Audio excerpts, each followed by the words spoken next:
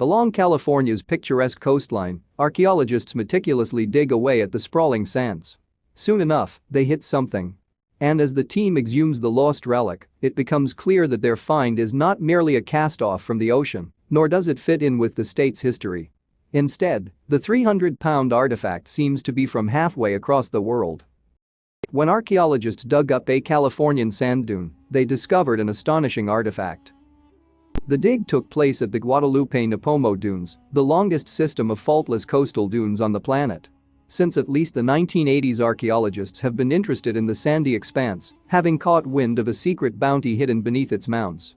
And now, after many years of planning and digging, their efforts have landed them an astounding prize. A relic seemingly a few thousand miles and years from its home. Certainly, the Guadalupe-Nipomo Dunes have proved bountiful in recent years, with excavators rescuing a slew of small wares from its sandy expanse. But while the diverse array of artifacts recovered from the region is indeed impressive, most would agree that the dune's most stunning treasure, which was retrieved in 2017, blows all of those out of the water. And perhaps even more deserving of awe than the relic itself is the story of where it came from. The Guadalupe-Nipomo Dunes stretch for the best part of 20 miles, so it's a wonder that any of its hidden treasures have been unearthed, let alone such a momentous prize. The vast region, with its endless sandy mounds rising and falling, must surely make for tricky navigating. Wind constantly breezes through the area, which molds the dunes and pushes some of them up to 500 feet high. And, at its lower points, the park has yellow shrubbery, freshwater pools and ocean waves crashing into the shoreline. Despite its harsh landscape, though, the region has been inhabited for many centuries. In the 18th century, Spanish explorers arrived, and Spanish commander Don Gaspar de Portola and his expedition crew spent a night out on the dunes. Fast forward 2 centuries and the Guadalupe-Nipomo Dunes took on a completely different set of inhabitants. Creative types, intellectuals and even naturists flocked to the sandy stretch between the 1920s and 40s. They claimed that the natural area emanated a creative energy, inspiring them to publish a magazine called the Dune Forum. Those living amid the glorious, stimulating landscape of the dunes called themselves Dunites. But they weren't alone in their affinity for the coastal lands. Black gold, you see, was spotted bubbling up from beneath the dunes in 1948, and the oil company Unocal wanted its piece of the pie. Soon after, the Guadalupe oil field opened for business. Unocal's work, though, did little to preserve the Guadalupe-Nipomo Dunes. Instead, its drilling caused over 12 million gallons of petroleum to spill beneath the sand. It took until 1994 for the company to acknowledge the spill and take steps to clean it up. Surprisingly, these restorative efforts are still ongoing. In 2015, it was estimated that the cleanup could take another decade. Certainly, as time has gone on, people have realized that the Guadalupe-Nipomo Dunes are worth protecting. It was in the 1970s, in fact, that the first modern measures came into place to safeguard the sandy 18-mile stretch. One major change disallowed off-highway vehicles, such as ATVs, from traversing the delicate dunes. And while the Guadalupe-Nipomo Dunes may have been adversely affected by human intervention, their natural beauty is certainly resilient. The great landscape was formed by powerful natural forces, after all. The nearby Santa Maria River brought sediment to the Pacific's edge, combining with the sand that sat there. Ocean winds then whipped these materials into a sea of towering peaks. It was nearly 2 millennia ago that this dune building process started, but the region's slopes show no sign of flattening soon. Indeed, the Guadalupe-Nipomo's Muscle Rock Dune nearly reaches a staggering 500 feet high, with its sandy summit the tallest out of all its fellow mounds. And, while Muscle Rock and its neighboring dunes are treasures all on their own, they hide some natural wonders within them too. For instance, the dunes stand around a body of freshwater called Oso Flaco Lake. The region's unique topography with this natural reservoir, the ocean's edge and the sprawling dunes, creates a special ecosystem along this stretch of California coast. Indeed, in the 75-acre Oso Flaco Lake area alone, more than 200 species of birds make their homes. And it's not just winged species flocking to the Guadalupe-Nipomo Dunes. Along with hundreds of interesting birds, the sandy mounds attract the California red-legged frog, lizards and the coast garter snake. Mammals make a home there, too. Visitors could happen upon bobcats, black bears or mountain lions. Alongside the countless animals that inhabit the vast coastal region, roughly 20 endangered plant species thrive in the Guadalupe-Nipomo Dunes. These particular strains have to be durable enough to withstand burial beneath the sand, as well as saltwater spray, windy weather and isolation. Considering these conditions, then, it's surprising just how many plants and animals flourish there. And it's not just flora and fauna you might be surprised to find within the Guadalupe-Nipomo Dunes. Since the early 1980s, at least, experts have gone to great lengths to excavate the dunes. Their curious mission, you see, has been to dig up Egyptian relics along the California coastline, despite being over 6,000 miles away from Egypt. But those digging in the region aren't simply relying on pot luck. In fact, archaeologists have used ground mapping to give themselves a good idea of what's beneath the Guadalupe-Nipomo Dunes and where to find it. Unfortunately, though, they can't just excavate the objects that appear on their screens. Their approach must take into account both what they're digging up and the environment in which it's buried. Specifically, many of the artifacts ensconced beneath the Guadalupe-Nipomo Dunes were crafted from plaster. After decades spent under the sand, they lost their solidity and took on the consistency of a squidgy blue cheese.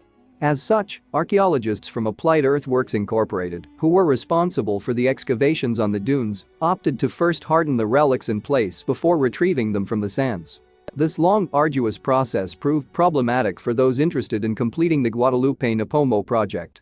Crucially, the Dunes Center had to work hard to gather funding for any archaeological digs in the region. Sometimes, though, nature proved a valuable ally, playing right into their hands.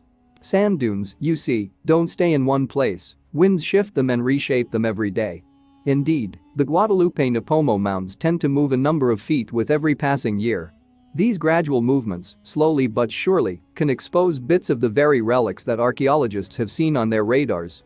But these fragments are just a small sample of the real treasures hiding below. In 2017, archaeologists proved that when they got the chance to dig into the dunes. And even with radar imaging and the previous artifacts uncovered, those at the job site could barely believe what they found. Hidden beneath the sand in the Guadalupe-Nipomo Dunes was a 300-pound Sphinx head. No kidding. And the curious relic was in exceptional condition. Indeed, executive director of the Dunes Center, Doug Jensen, couldn't believe the fine state of the vast Sphinx's head. He said in a statement, "The piece is unlike anything found on previous digs. The majority of it is preserved by sand with the original paint still intact." The relic also flaunted extremely intense colors. Of course, the Sphinx was far from ancient Egypt, where one might expect to dig up such a culturally specific remnant of the past.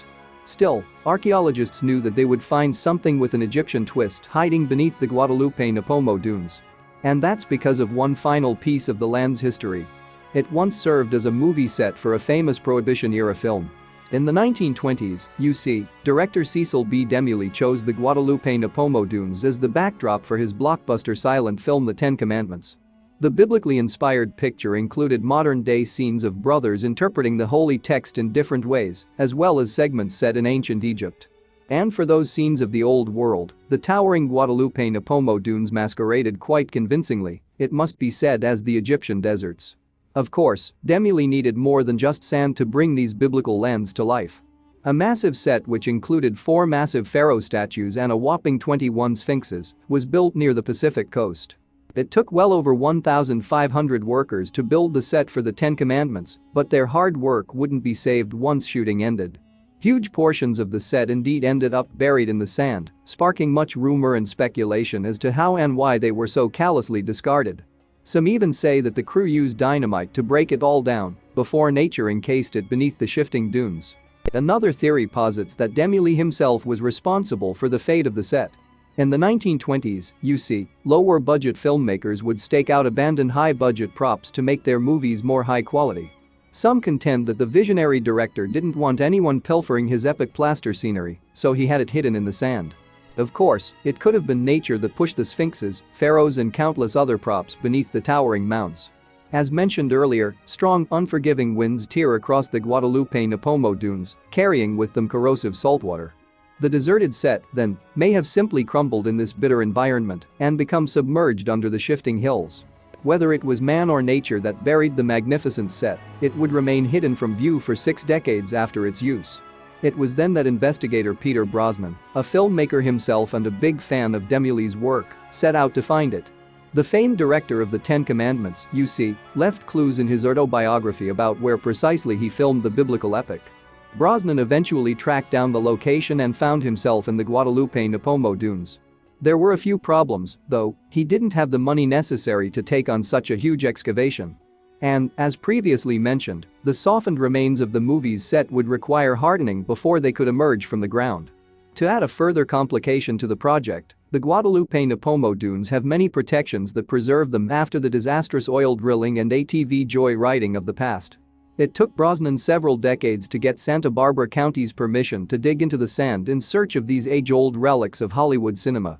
So, even with Brosnan pinpointing the location of the Ten Commandments set, it took years for the digs to begin.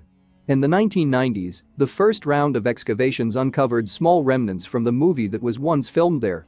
For instance, archaeologists found Prohibition-era liquor bottles, smoking paraphernalia and, somehow, a slice of burnt toast preserved under the sand. In 2012, the team made their first Sphinx prop-related discovery. At that time, they found another one of the figure's heads, but it crumbled as they tried to remove it from the ground. And when they tried to recover the rest of the statue's body, they found that, sadly, it too had deteriorated after nearly a century in the sand. And that's precisely why the 2017 discovery of such a well-preserved Sphinx proved so exciting for the archaeologists at the Guadalupe-Nipomo Dunes. The figure emerged from the ground sporting its original terracotta color. And, quite remarkably, it measured in at the best part of 10 feet tall. With the 2017 find, excavators certainly had a stroke of good luck. Not only had they found the massive Sphinx in the first place, but it had ended up buried completely by sand, preserving it against the elements and allowing water to drain through.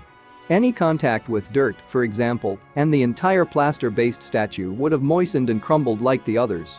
Still, the excavation team didn't take any chances in removing the second Sphinx that they found. They coated its insides with a foam spray, which strengthened the plaster statue. But even without the extra layer of protection, the team found the Sphinx to be in good condition, with many of its details still visible. Specifically, Jensen noted the colorful paints that bedecked the orange-hued statue. This feature was interesting, considering that the Ten Commandments was recorded in black and white. These strokes of bright color served a purpose, though. They made the details stand out, even when projected in shades of gray. And although the Sphinx retrieved from beneath the Guadalupe-Nipomo Dunes may not be an actual relic of ancient Egypt, it still has an important place in history. Jensen explained to Quartz, movie sets just don't exist anymore from that golden age of Hollywood. This represents an opportunity to save a piece of American history before it's destroyed. Perhaps unsurprisingly, given Jensen's belief in the significance of the relic, he and the rest of the Guadalupe-Nipomo Dunes team had big plans for it once it was safely above ground. After restoring the plaster statue to its former glory, they displayed it at the Dune Center Museum, which visitors can find in downtown Guadalupe, California. Even with such a major relic uncovered, the excavation team showed no signs of slowing down. They hoped to continue their digs into the dunes, just so long as they could get funding to do so. Jensen told LiveScience that it cost over a whopping $130,000 per permit when they wanted to helm an excavation into the dunes. To pass the time until more artifacts can be retrieved, film buffs can see some of Brosnan's work in uncovering the film set in his 2016 documentary called The Lost City of Cecil B. DeMille. The flick features those who lived near the dunes when the legendary director filmed the Ten Commandments, just before he left such incredible pieces of Hollywood history behind. Thanks for watching, and don't forget to like and subscribe.